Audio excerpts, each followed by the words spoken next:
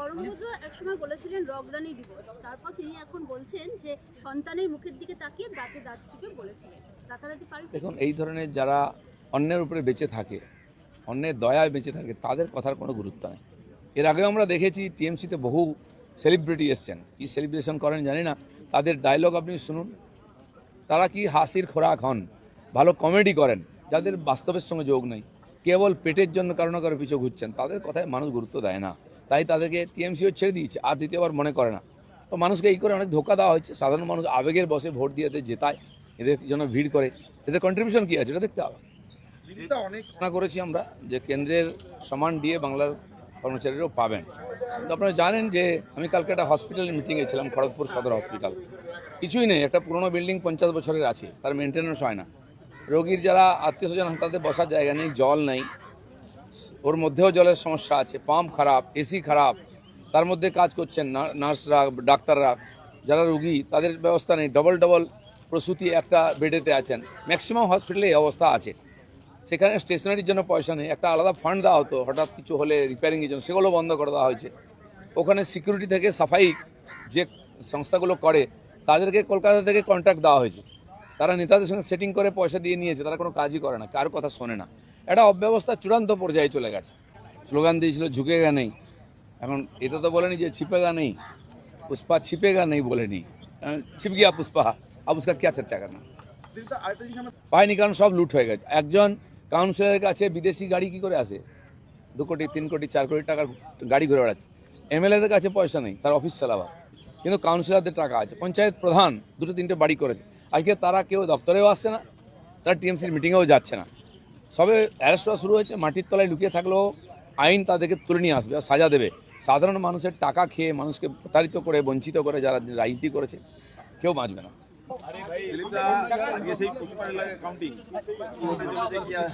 Result তো জানাই আছে, ময়দানে ছেড়ে দিয়েছে তারা, তার কি লড়াই হলো, এটাই আছে।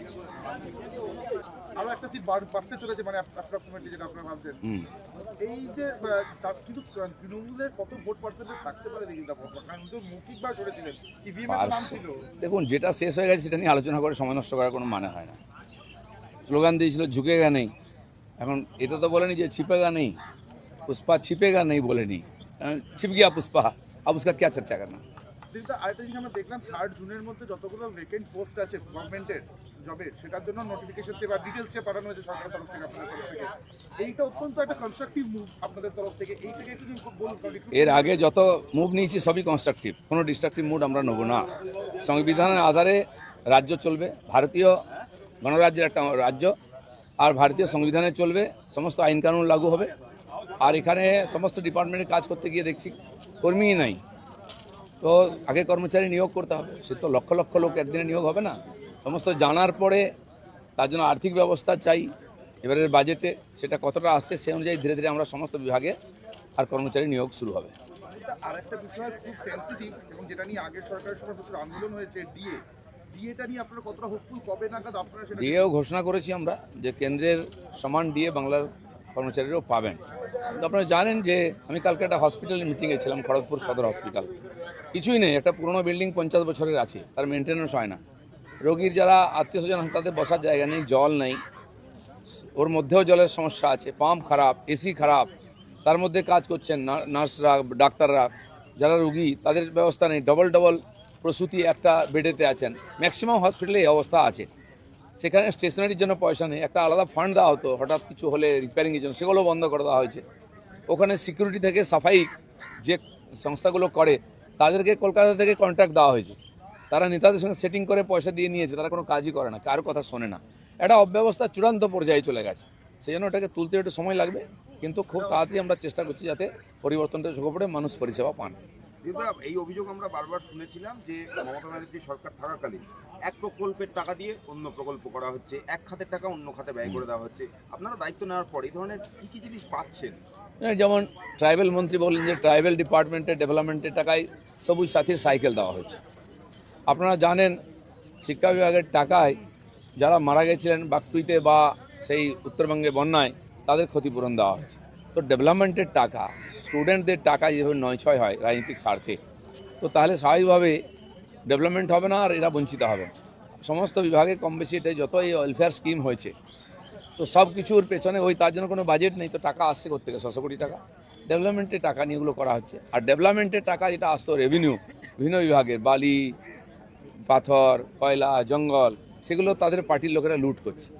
একটা পথসাথী বলে একটা হোটেল আছে জানেন, কোথাও কোনো চলে না, হয় মাতালদের আড্ডা, নাহলে তাদের কিছু ধান্দাবাজ লোক দখল করে বসে আছে, পার্টি অফিস হয়ে গেছে, পার্টি হয়, আড্ডা হয়, এই।